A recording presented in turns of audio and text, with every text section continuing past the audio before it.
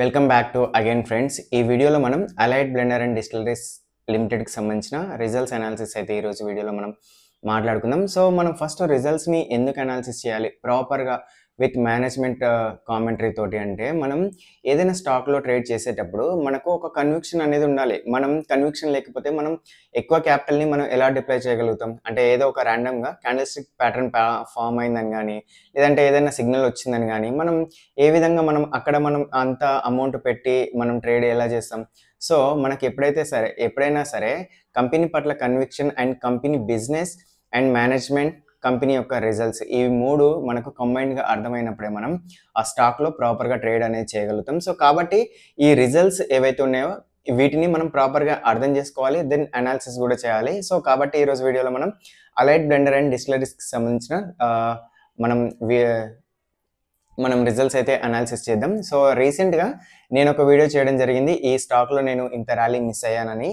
So ఈ స్టాక్లో నాకు 2 times ఆపర్చునిటీ వచ్చింది, కానీ నేను ఆ టైంలో నేను ఎంట్రీ తీసుకోలేకపోయాను. దెన్ ఆ ఆపర్చునిటీ అనేది మిస్ అయ్యాను. దెన్ కన్విక్షన్ లేకపోవడం వల్ల మాత్రమే. సో కన్విక్షన్ ఉన్నప్పుడు మనం ఆ ర్యాలీ ఏదైతే ఉందో ఆ ర్యాలీని మనం క్యాప్చర్ చేయగలుగుతాం.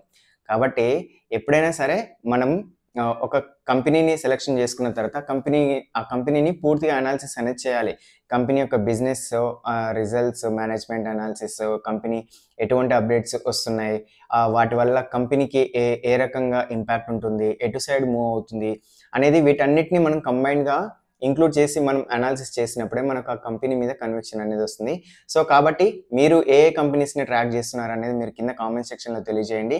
ఇప్పటివరకు మీరు మన ఛానల్ సబ్స్క్రైబ్ చేసుకోకపోయినట్టయితే సబ్స్క్రైబ్ చేసుకోండి. దెన్ వీడియోలోకి వెళ్తే మనం ముందుగా Allied Blender and Distilleries Limited విషయానికి వచ్చినట్టయితే, మనం కంపెనీకి సంబంధించిన రిజల్ట్స్ అనాలిసిస్ విషయానికి వచ్చినట్టయితే, టోటల్ ఇన్కమ్ అయితే మనకు క్వార్టర్ ఆన్ క్వార్టర్లో 9.8% గ్రో అయింది. అదే ఇయర్ ఆన్ ఇయర్లో చూసినట్టయితే మనకు 3.6% డ్రాప్ ఉంది. ఓకే, టోటల్ ఇన్కమ్లో అయితే మనకు ఇయర్ ఆన్ ఇయర్లో డ్రాప్ ఉంది. అదర్ ఇన్కమ్ ఫ్రమ్ ఆపరేషన్ విషయానికి వచ్చినట్టయితే క్వార్టర్ ఆన్ క్వార్టర్లో 7% గ్రోత్ ఉంది. అదే ఇయర్ ఆన్ ఇయర్లో అయితే కనుక మనకు 14.4% గ్రోత్ అయితే కనిపిస్తుంది. ఎబిటా విషయానికి వచ్చినట్టయితే క్వార్టర్ ఆన్ క్వార్టర్లో 9.7% గ్రోత్ ఉంది. అదే ఇయర్ ఆన్ ఇయర్లో మనకు 23.6% గ్రోత్ అయితే మనకు ఎబిటాలో కనిపిస్తుంది. అదే మార్జిన్ విషయానికి వచ్చినట్టయితే క్వార్టర్ ఆన్ క్వార్టర్లో మనకు ఎబిటా మార్జిన్ విషయానికి వచ్చినట్టయితే మనకు క్వార్టర్ ఆన్ క్వార్టర్లో 33 basis points అనేవి ఇంక్రీజ్ అయింది.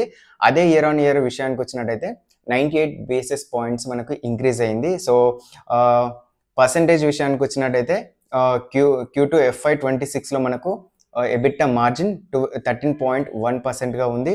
అదే ప్రాఫిట్ ఆఫ్టర్ ట్యాక్స్ విషయానికి వచ్చినట్టయితే మనకు క్వార్టర్ ఆన్ క్వార్టర్లో 12.7% అయితే గ్రోత్ ఉంది ప్రాఫిట్ ఆఫ్టర్ ట్యాక్స్లో. అదే ఇయర్ ఆన్ ఇయర్ విషయానికి వచ్చినట్టయితే 32.3% మనకు ఇయర్ ఆన్ ఇయర్లో గ్రోత్ అయితే కనిపిస్తుంది. ప్రాఫిట్ ఆఫ్టర్ ట్యాక్స్ మనకు 63 crore డిక్లేర్ చేశారు. అదే లాస్ట్ క్వార్టర్లో అయితే మనకు 56 crores ఉంది. అదే హాఫ్ ఇయర్లీ విషయానికి వచ్చినట్టయితే మనకు ఇయర్ ఆన్ ఇయర్ అంటే last H1 FY25, okay, H1 FY25 to H1 FY26 నాటికి ఇయర్ ఆన్ ఇయర్లో మనకు 1.6% రెవెన్యూలో డ్రాప్ కనిపిస్తుంది.